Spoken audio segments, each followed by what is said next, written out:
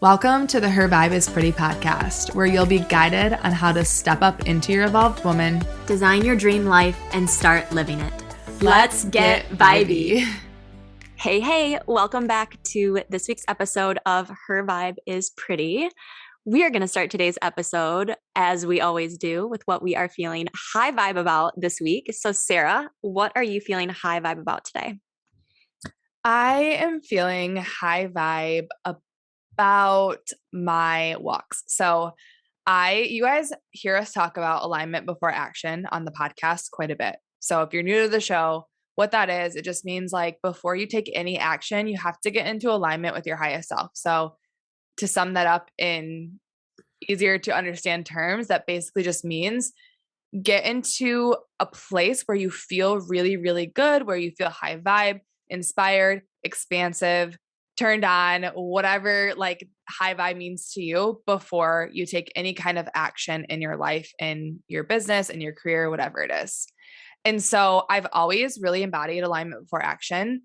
And recently I've been combining the two. So I've been taking action while in alignment.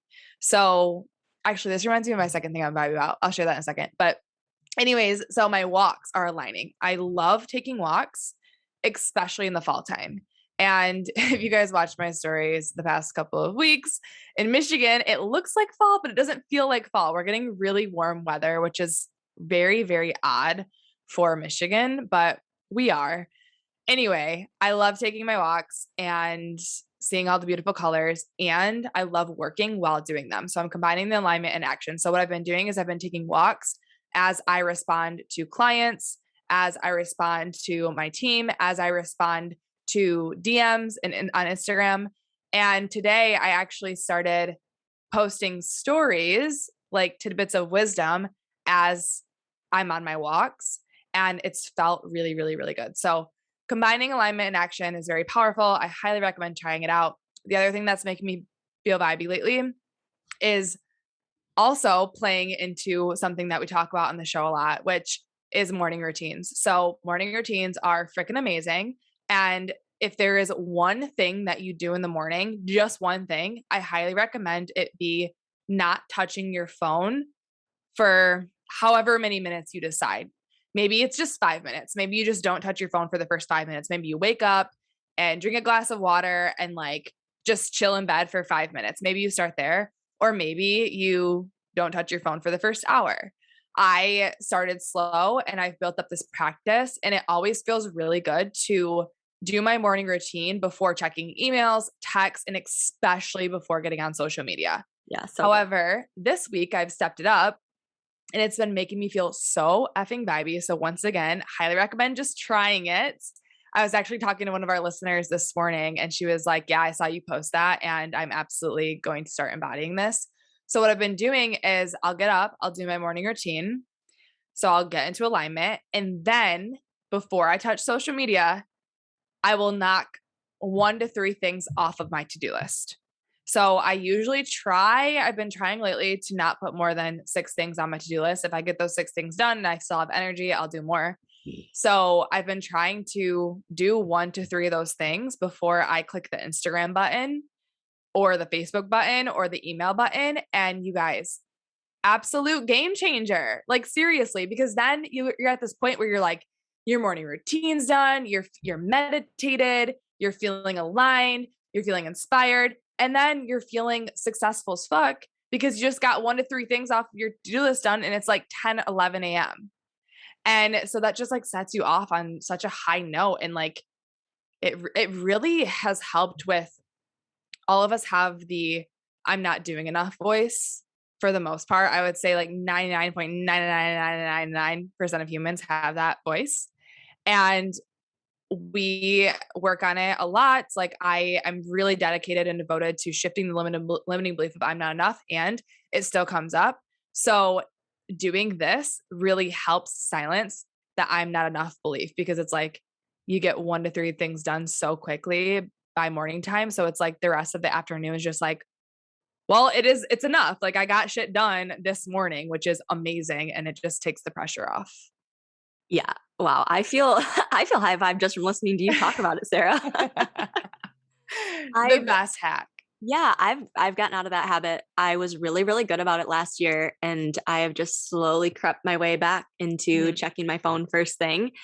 And I need to be better about that, as well as like just the mindlessness of scrolling. Yeah, And you know, we all know. totally. We're all guilty. I've seriously thought like I've come a long way since the beginning of my journey 4 years ago. I've come so far in not scrolling because in college, it's always I used to just sit in my bed and scroll for hours and it was Right. very toxic and very time consuming. I've gotten way better. And yesterday when Instagram was down, it made me realize that holy shit, I still scroll more than I'm wanting to because yesterday I was so creative, so inspired, like got so ahead in work. And it was because Instagram and Facebook were down, which was a blessing in disguise for me. Yeah, that's good. It definitely yesterday opened my eyes to how much I rely on Instagram and Yeah. Facebook. And that alone was an eye opener for me. Yeah. It's just fascinating our daily lives. Like you don't even realize how much you are relying on something until it's gone and Right. it's out of your control. Like there's Yeah. nothing you can do about it. But Yeah. That totally happened for all of us. yes. Well, thanks for inspiring me to Of not get on my course. phone first thing. Noted. You guys, seriously, like if you don't do any other morning routine, just leave the phone down for 5, 10 minutes, maybe even push it. And I'm sure like once you get past 10, you're gonna be like, F that. Like I'm so involved in whatever else I'm doing. I don't and then you'll forget about it. And then Yeah. it'll just feel way more I know efficient. for me, what helped me when I was much better about doing that was not always having my phone with me. Yeah. And this kind of is like a tip for more like your entire day. But if Mhm. your phone is right next to you, it's so easy to just grab it and Oh, scroll. easy. Yep. So when Jake and I would be, having dinner together or watching Netflix together or whatever, I would leave the phone somewhere out of reach, Yeah. back in the kitchen table or whatever, or not if you're eating dinner, but if I'm watching TV, it's like keep it in the kitchen table or keep it in the living room, like keep it away so you can't just impulsively pick it up and check Yeah. things. Exactly. So That's like the best tip. So all right, Mary, what are you feeling vibey about? Tell us. good. So I'm feeling vibey about a couple things. I just hired my first employee for Woo! Yoga Plus by Mary app. Hell yes. And just my business in general. And what I'm feeling vibey about is that we have made a pact that our work has to be fun. That we Mm. agree to only work from that place, like you kind of said, from alignment, but make it Amazing. fun. Yeah. And having someone there to either help remind me of that or help get creative and find ways to make our everyday work more exciting and a little Mhm. juicier than normal has been such a vibe. I And love that. that can be applied to anything, you guys. Like for Totally. me, I'm applying it to work. So the yoga bundle isn't available anymore when you're listening to this episode live, but I've been creating a ton of content for this and we've had so much freaking fun creating Instagram posts and reels and trying all these incredible programs that are in the bundle and like doing new things and being goofy with it. And it's been a lot of fun and it's refreshing. I mean, Yeah. that energy, no matter what you're creating or what you are doing, that energy can be felt by other people. Mhm. So when you bring that lighthearted, fun energy to it, it just makes it more high vibey. So Yeah. that's been the major thing that I've been loving this last week. And it's just, I'm long overdue for getting some help in my business for sure. Totally. I'm so glad that was a big decision that I made, and I'm very glad that I did. Hint, hint. Hint, hint to today's episode topic. But it was a decision that needed to be made, and I'm so freaking glad that I did. The other thing that I'm feeling high vibe about is I have been getting back into my breathwork practice. Not Mm. every day, but OMG, did I Mhm. miss that? Yeah. I didn't practice breathwork throughout my pregnancy or postpartum for a long time until recently. So I just missed it so much. And it's just, I'm excited to get back in the groove of that. So I've been doing Yeah. that again. So Yay. Such great things. yay. But now you guys know our big secret of today's episode topic, which is how to make a big decision. So this is something that Sarah and I, on a personal level, like come to each other and we're like, hey girl, I've got a Mhm. big decision. Like this is weighing on me. I'm not sure if I should do this. You know, this opportunity was offered to me. Should I take it? Should I decline it? And we come to with these big decisions and we work through them together. And we've also gotten messages from you guys of like, hey, for me recently, I just got a message in my DMs from a girl who's like, I'm feeling really called to join a teacher training program, but here are some of my limiting beliefs that are starting to creep up. It's an expensive investment, but it's something I really love and want to do. And so I'm sure we are not alone when it comes to how do you make a big freaking decision. Yeah. So what Sarah and I are going to do for today's episode is we both wrote down our number one piece of advice. We have not told each other what this advice is, although we've had this conversation together. So I could probably guess what she's going to say. She could probably guess it. I was literally going to say, you're probably going to guess mine before I even say it. But we're going to share our biggest piece of advice along with some actionable steps that you guys can take to start implementing this advice when you have a big decision that's weighing on you. Yeah. So how about you go first, Sarah, and you share yours? Okay. I want to add too, like big decisions and hard decisions. I think a lot of the time they go hand in hand, but like when I think back at my big decisions in life, I would say like them being hard decisions is what stood out more. So my biggest piece of advice for making hard and big decisions is to look inward and focus on what's best for you. Like you have to, I'm going to say it again, look inward and focus on what is best for you, not what's best for those around you, but what's best for you. You have to learn how to put your blinders on to everybody's thoughts, words, actions around you. Everybody else's limiting beliefs, everybody else's conditioning. You have to put your blinders onto that and look in. And I know that this is really hard. A big piece of this is self-trust. If you don't trust yourself, it's going to be really hard for you to look inward. So just some like supportive wisdom, work on the self-trust piece. If you quote unquote are indecisive, like I don't believe I used to identify with being indecisive for so long in my life. Well, I'm just indecisive. I can't make a decision. That is a very false identity. Being indecisive is just nothing but conditioning and not trusting yourself. So I have like a couple of examples of this on looking inward, but so I'm going to go back to my college days. Actually, this is like right after college. So my last year of college, I started bartending and I loved it and I made really, really good money. And then I graduated and you guys know I moved to Spain. And once I got back from Spain, I started working for my dad and it was a desk job and it was part-time. And I had said before to so many people, I'm never going back to bartending. I'm an adult now. I'm going to be adulting. I'm going to like work, a job that's a desk job. That's like a more professional job. I'm never going back. And the opportunity arose very soon after I started that desk job to go back to bartending. And that was something I really struggled with. That was a huge, and this is before self-help, mind you. Like this was like right when I was starting my self-help journey. So I was like, I don't know what to do. And I was looking outside of myself thinking like, okay, well, like, what is my dad going to think? Well, what are my family's thoughts going to be about me bartending again? What are my old college peers who are like moving into corporate jobs? What are they going to think if they come see me bartending? I was thinking about like, what is everybody else going to think about me? At the time, I wasn't looking inward at first. And it was really hard for me. I was going back and forth. This decision was driving me crazy. Like it was creating all this anxiety and the stress in my system. And finally a time came where I was like literally forced at this point to look inward. And I was like, okay, well, what is like, honestly, at the end of the day, I love my family and I loved everybody who surrounded me because there was of course coworkers that I had at that desk job too. And I was like, what are they going to think? And the biggest thing too was like, I already told so many people I was never going back to bartending. What are they going to think about me when I go back to bartending? Because I already swore off of it. I was so concerned with them. So finally, I was just like, I need to just not fucking care.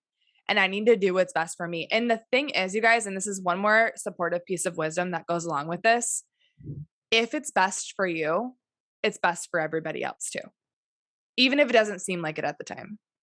So like at this moment when I was choosing, because I ended up looking inward and being like, okay, hour wise, time wise, like I was just starting nutrition school to become a holistic health coach. So I was nowhere near starting a business yet, but I was going back to school. So I'm like thinking about how much money I'm making per hour at this desk job compared to how much money I make per hour bartending, which was like double, triple what I was making. Right. The lesser amount of like I was working maybe 25 hours a week. I would have to work maybe the same, but I'd make like double, triple. And the hours were just more convenient. So I was like, at the end of the day, it's best for me financially and time wise to go back to bartending. So I need to do that. And even though it was really hard for me to like admit to that and to make that shift and to go back to bartending, it was hard for me to like tell people at the time because once again, this is all pre self-help. So I was very like insecure about what other people were going to think. Looking back now, I realized that like, because it was best for me, it was best for everybody else. If I would have stayed in that job just because everybody else thought I should, because I was quote unquote supposed to have a grown up job because I just graduated college and I have a bachelor's degree, if I would have stayed there, that would have been a disservice to the company that I was working for then. And this goes into everything. Like as I was brainstorming for this episode, a couple more that came up was making the decision to, instead of get a 9-to-5 job right after college, to move to Spain instead to teach English. I did not graduate. Like I was not a teacher. I never studied to be a teacher. I have a marketing degree from college. So making that choice, making the choice to start my own business instead of like going to work for somebody, all of those things, the biggest theme was like, I had to turn inward. I had to focus what was best for me. And looking back at all of this now and looking from a higher perspective, because it was best for me, it was best for everybody around me, even if those people didn't really realize it at the time. Yeah, so I use this with like breakups too. That is exactly. And that's exactly what I was just going to say. It has to do a lot with the jobs and it has to do with relationships. Yeah. If you are not feeling aligned with where you are not only doing a disservice to that other person or to that business, but you are doing it to yourself and you are holding a space that is meant to be for someone else. Exactly. Someone else would die to be in that job. Someone else would die to be in that relationship. Yeah. So if you are not happy with where you are, if it is not feeling aligned, it's hard to do because like, hi, people pleaser in me, like you don't want to let people down. It's even if you're breaking up with someone, it still sucks if you're the one dumping them still, it's not a fun position to be in. You don't want to hurt anyone, but you're doing them a disservice because someone else is meant to be in that role. Someone else is supposed to be in that position. Right. And you are preventing and blocking them from that. Yeah. And then you're blocking yourself from whatever you are meant to be doing. Right. I talk about this in breakups all the time with clients. I'm like, listen, if you're not feeling aligned with this relationship, even though your partner might not realize that this is best right now, even though your partner's mind might not be seeing or feeling what you're feeling, by you staying with that person, you are blocking their actual soulmate from entering into their life. Because you're feeling this way in your soul, it's also best for the person at the other end because all of our souls are connected. So I'm going to sum this one up. That was a little bit longer than I wanted it to be, but my biggest piece of advice for making hard or big decisions is to always look inward and focus on what's best for you, and the collective will benefit from you doing that. I love it. That is such good advice. Let me hear yours. So mine is basically very similar, but worded differently. And this is my go-to response to myself when I'm facing a big or hard decision, as well as if you were to DM me and ask me a question, this is most likely what I'm going to tell you. And it is to trust your gut and trust your intuition. Yeah. So very similar, turn inward. Hi, I am the queen of always looking for the answer outside of myself. That has been my pattern up until truly like within the last year, you guys. Like this is something that I really like honed in on and started embodying and living in my everyday life when I make decisions. And it has made a world of a difference. You need to trust your gut. You need to trust your intuition. Your soul, your highest self, your evolved woman, your evolved man knows what's best for you. Yeah. It knows what's best for you. All you need to do is slow down, take a deep breath and listen. Mm-hmm. Listen and feel. Okay. And so I have actual little tips for you, because if I were to hear that a while ago, I'd be like, psh, what the hell does that mean? I don't even know how to do that, you know? But this is what I have done. And it is, I'm not kidding you guys, it has made making decisions so much easier. So one way that I like to tune into my gut instinct, my intuition, is asking for guidance. I usually do this before I go to bed. Some people could call it like a meditation. You could call it a mantra. You could call it a prayer. I just say, like, before I'm in bed, I'm like laying down, my head is on my pillow, I'm drifting off to sleep. And I'm just like, okay, I have this really cool opportunity. Should I do it? Please give me the guidance so that I know what to do and I can make the right decision. And I just let it go. That's it. I don't try to figure it out in the moment. I don't write a pros and cons list. I just say, like, give me guidance on this decision, whatever it is. And then I wait for the answer to come. So I like to do that before bed. And I feel like, I don't know if it's like part of your subconscious mind or what, but it just like the answers just feel so much easier the next morning. Mm-hmm. You guys know we love meditation, breath work, yoga flows. So you could do the same thing with that practice as well. Yeah. Have that as your intention as you go into a breath work session, as you go into your meditation practice or your yoga practice, because sometimes we can get so caught up in our heads about it. But when we give ourselves that space to move, to breathe, to like let go, I feel like, do you guys ever feel like sometimes the best answers come to you when you're like in the shower? Yeah. Like, because you're letting it go, you're surrendering, and you're allowing those answers from your intuition and from your gut to come to you. Yeah.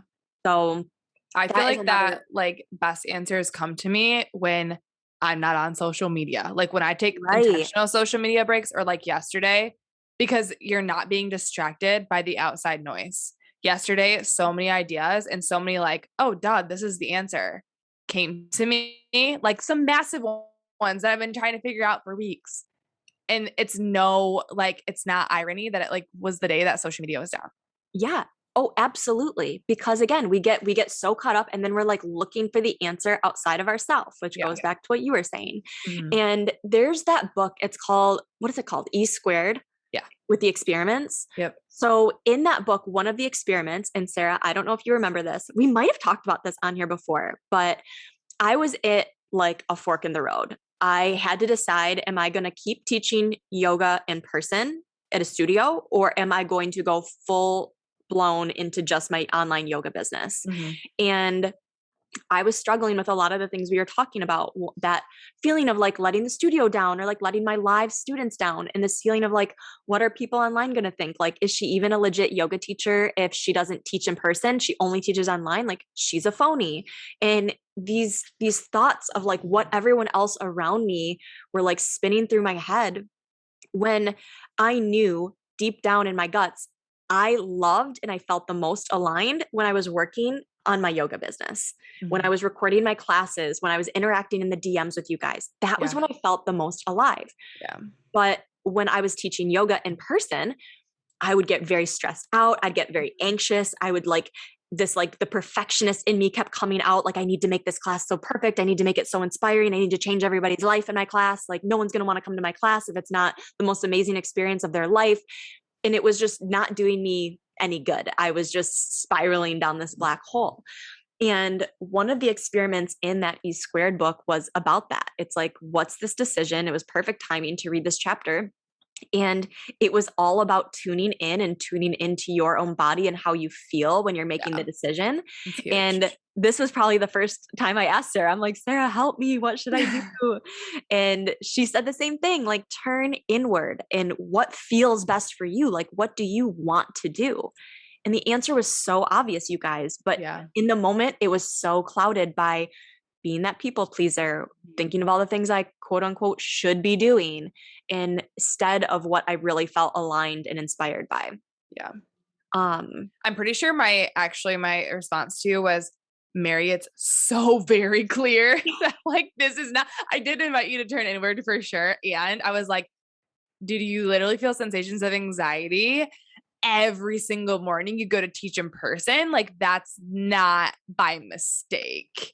that Right. is your soul screaming at you. You're like, hey, look inward, but Also, go I can out. see your inwards This is coming exactly what you outward. should do. Your soul's spilling over right now. Like it's very loud. Exactly. And it's so funny because to you, looking from the outside in, it's so obvious. But when you're in that moment, it's like, yeah, it's so easy to feel clouded up and like weighed down by stuff. I'm caught And up in it. the other example that I have is, so this was before I started my app. I was approached. We're gonna call him the shark because Oh, the shark. the shark. I'm pretty sure we talked about the shark before on here. Probably, But do it again. This is a such good a story. good lesson for me. So I get approached by the shark on Instagram, and this is before I had my app. This is literally like weeks after I quit my job. So I have zero income.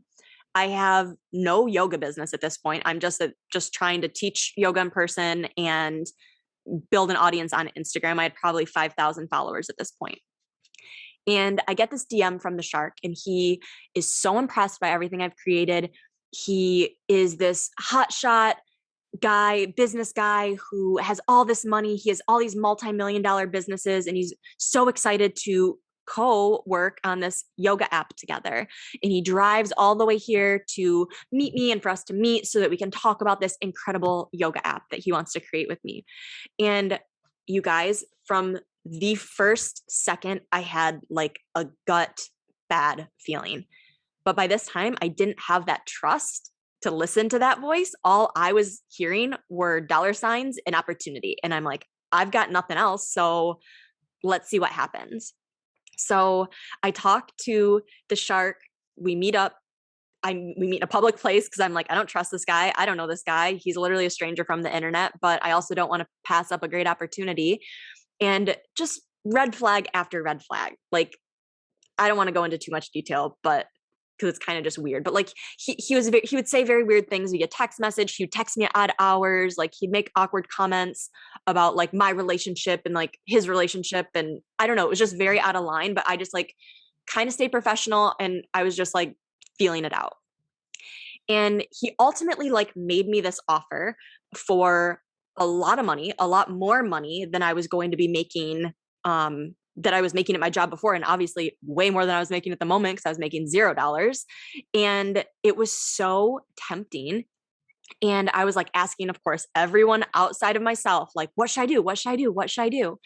And thankfully I got some really good advice from a couple people, my dad being one of them. And he blatantly was like, do you really need the money? Like, sounds like you don't feel very good about it. Do you have to have this money? Like, can you pay your bills? Can you whatever? And I was like, oh no, like, no, I don't have to have the money. I've saved for this. You know, I'm in a good spot. Yeah, I'm not making money right now, but I have money saved. I don't need this. And he was like, well then, yeah, I probably wouldn't do it if I were you. Yeah. And then the same, I had another friend, actually, she's now my sister's mother-in-law, which is kind of cute, but she was over and she said the same thing. She was like, how does it feel in your body? And I was like, I don't know. He gives me a weird vibe. I don't know. And she was like, well, I'd listen to that. Yeah. And that was the guidance I needed to like know that even though I was so tempted and like this opportunity, like dangling carrot in front of my face, like I had this opportunity, but my gut said no. And I am so freaking glad. So Dude. I let him know. So yeah. glad. Long story short, I let him know, like, thank you, but no thanks. Like, I want to build my own yoga business where I'm like the primary person, because he was giving me like a teeny tiny little cut of this business, but it was worth millions of dollars and all this stuff. And like, okay, whatever. So I'm like, no, thank you. I'm going to do my own app and my own business. And literally like the next week, I am like talking to the app developers that I have now. So thank you, universe.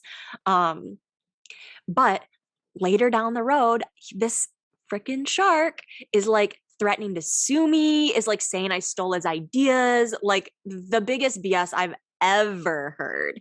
And what a freaking shark. Yeah. I almost went into business with this guy. And even though like every alarm in my body was going off, I didn't have that trust yet. And like the trust that I have now, like now if I would have gotten a DM from that guy, I'd be like, bye forever, delete, like block, see you never. But we have the answer. Always. Long way of saying we have the answer. Always. And sometimes things like that happen. Like, once again, we always say it and we always will for the rest of the show's existence, which will be forever until Mary and I die. But everything's happening for us in perfect timing. Mm-hmm. And that is a perfect example of this. And challenges are a catalyst for growth. So this challenge came into your life. It was literally the universe testing you, being like, all right, here's a sparkly, shiny, golden carrot. We're going to dangle it here. Are you going to take the temptation from the mind, or are you going to drop into your inner wisdom and your inner voice and show us that you can do this on your own? Like, you can get past the challenges, you can get past the shark, because this is not going to be the only shark, and it won't be. Like, any of you who are entrepreneurs, you know that there are lots of sharks, and there are a lot of people who want to see you fail. Like, it's just very natural. That's just kind of comes with taking the risk and following your dreams. So that was such a test from the universe. And it was like your first glimpse into like, oh, this is my intuition. So now, like, looking back, you can be like, oh, I remember what that felt like. And I'm going to use that as data for future decisions that I have to make. Exactly. And I'm glad to share this story with you guys, because I'm saying it and I'm kind of like laughing about it now, but in the moment, like, making that decision was so heavy. Like, it was literally weighing me down. And then once I made the decision, I felt so much better. And then when all like his threats were coming, I was like freaking out, you guys, because I'm a small one-woman show business. Like, I don't have lawyers that I can like send to defend me. And I mean, I guess you can hire that stuff, and I would have had to if he really acted on it. But I want to share this story with you so that you guys can learn from my lessons, from me going through it and making these decisions, so that, you know, you don't end up making a decision. Not that you can ever make a wrong decision, because like we said, you learn from every path you go down in life. Yeah. But it can also save you a lot of headaches and heartaches to just learn from our examples here. Yeah. One more I want to add, because you had mentioned this at the beginning, and so I want to throw this one in there too, is somebody had reached out to you and said, oh, I'm interested in a teacher training, but I don't know, like, it's a big investment. So that's another one where I really had to, because you all know my stories of investing in myself. I have episodes on it. We talk about it. Like, when I started investing in myself, I was, let's see, I graduated college, moved to Spain, moved home from Spain, invested in nutrition school, but I don't really count that because I had a little bit of help. My first investment was my first business coach, which was like an amount of money I've never invested in myself unless it was college, because quote unquote, the mind in me was conditioned to believe that it's okay to borrow money for college, and it's okay to, you know, get loans out for college and to put things on credit cards if it's college, because it's college. That's what I was conditioned to believe. But I was never like taught to think it was like okay to invest in help and support outside of college for business. Or the even bigger one that I want to bring in here is mental and emotional well-being. So my even bigger investment was in this 10-month intensive program that helped me heal my relationship to food in my body, was when I was in my phases of binge and emotional eating. And I was never taught that it was okay to invest thousands of dollars to get help for something like that. So when I was facing that big decision of, oh my God, do I do this? Like, I don't have the money in my bank account right now to do this, but I know I can make it work somehow. Do I take that leap? The mind in me was over here like, fuck no, like, you're not allowed to do something like this. You're only allowed to spend money on college, and you're only allowed to take out loans for laptops, and you're only allowed to make payments on cell phones. Like, there's so much conditioning around like what we're quote unquote allowed to spend money on. And in that moment, I really had to drop into my intuition, and I had to let go of like everything I was taught. And I had to let go of my family's opinions and like what they thought I should and shouldn't do. Cause I heard them, like, at the time I was still talking to them about this. Like, I heard them very loud and clear, and it wasn't what my intuition wanted to do. And my intuition, my body, it was like a full body. Like, I fucking need this. Like, I'm so over the binge and emotional eating. I want to do this, and I want to take it a step further and learn how to help others do the same. And I listened to my intuition. It was the best fucking decision I've ever made in my life. Looking back at it, like, joining that program was the best. And I'm still in that position today. Like, I'm still working with coaches. I'm still investing in myself. I mean, that's like the number one thing that I like to spend my money on now is myself, is investing in my mental, emotional health, my physical health. Like, I love all things wholesome life, mental, emotional, spiritual, physical. And that's one that I really had to get away from the conditioning and from what others think is like acceptable for spending your money on and what isn't. And I had to tune into my intuition and ask my inner voice, like, what do I want to spend my money on? What do I want to invest in? So if your person who is in your DMs is listening to this, you got to dive inward. Like, stop looking at the external factors, stop listening to what you should and shouldn't do, stop listening to the conditioned voices in your head and dive in. Like, if deep down you desire to become a teacher and whatever teacher training, whether that was yoga, breathwork, whatever it is, if deep down your soul desires that, then fucking do it. And you're never going to look back. Like, you're going to make it work. You're going to make it happen. All is going to be well. And it's going to be the decisions you make from your soul and from your evolved self, instead of from the conditioned mind, are always the best ones. Yep. Always. So even you can write it down on paper too. Like, that's another tip. Like, write down all the thoughts that are coming up and start to observe them and be like, okay, which ones are mine and which ones are not mine? Like, which ones did I learn? Because a lot of times it's really easy to be like, oh, this thought of like, this is too much money, that actually came from my dad's upbringing or my mom's upbringing or my grandma's scarcity or whoever it is. Like, you can usually decide whose thoughts are whose. Yeah, that's so true. And I had to do a lot of that. Like, so I recently invested into breathwork training, and that was a big decision for me too, because not only financially is it a big commitment, but it's also time and energy. I'm a new mom. I'm running a business. Like, I'm trying to do all the things. And it was one where I sat with it and I took that moment to say, like, okay, when I think about doing this breathwork training and going deeper in my own breathwork practice, as well as sharing and facilitating it for other people, like, how does that feel in my body? And even though there are a ton of reasons why I shouldn't have done it around me, the answer was ultimately yes.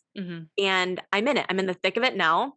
It's not always easy. There are, it's a lot of work, but it's fun work. It's something that I actually enjoy and look forward to. And it's something I'm so freaking excited to share with everyone, after I graduate from that. But it's that same idea of like turning inward and not listening to everyone around me that's like, what, are you crazy? Like, you have a new baby. And it's like, yeah, I do, but I also have a really good, there's reasons why it works. Right. But it could have gone the other way. Maybe I did tune into myself and listen and say, like, should I do this? And the feeling was like dread and overwhelm. It's like, how does it feel in your body? And when you can start to get in tune with that, it makes it a lot easier to make these big decisions. Exactly. So there you have it, you guys. That's how you make big, hard decisions. So if you're facing one right now, definitely apply everything we spoke about here and let us know how it goes, and keep this in mind for future decisions. Like, even though Mary and I have gone through this and we've realized this, we're always reminding ourselves of this as well. So hopefully you keep this tool in your back pocket, but know that your body always knows best and your soul usually communicates to you through feelings. So tune in, and I hope that it helps guide you guys in life, because I know it will, as long as you live up to it and actually do it. Yes, I'm so excited to hear about all the big decisions you guys are making. We love you so much, and we will catch you here on next week's episode of Her Vibe is Pretty. We love you guys. Bye. Bye.